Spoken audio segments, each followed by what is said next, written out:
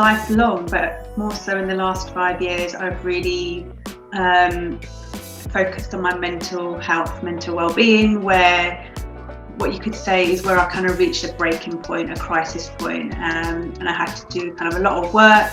I was an inpatient. I've had lots and lots of therapy, and I think coming out the other end, it's kind of looking back on that journey and thinking about what can I then share with others, what was my experience, and opening up a conversation for others. So yeah, so my diagnosis was PTSD, anxiety, depression. So very much been on a journey, bit of a roller coaster, but in a place now where it was ready to share.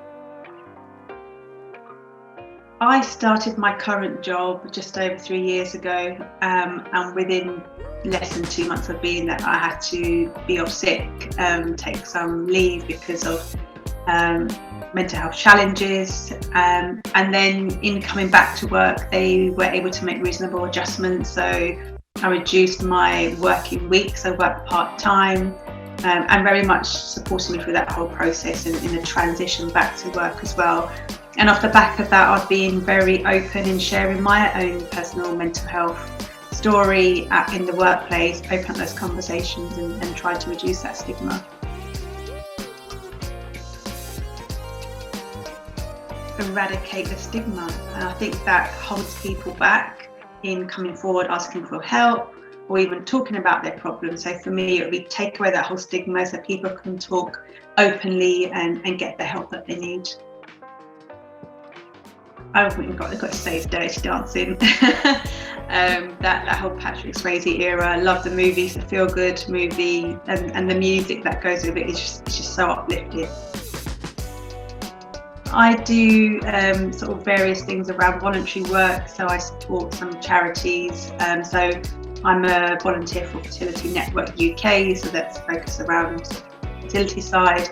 Also, I'm ambassador of This Can Happen, so I get to involved in that. And I also write poetry, so that's something else that I engage in outside of work. And other than that, love going for long walks in nature, and it's really blessed living in Surrey where you have some really nice walks and stuff. So yeah, that's what I do in my spare time. My favourite time of year is around now. It's the autumn. It's the changing of the leaves and the changing of colour, and just being able to be walking around in that. I just love that. By being open and talking openly about mental health at every opportunity, connecting with people who are also struggling, and being able to support or signpost when they need it most.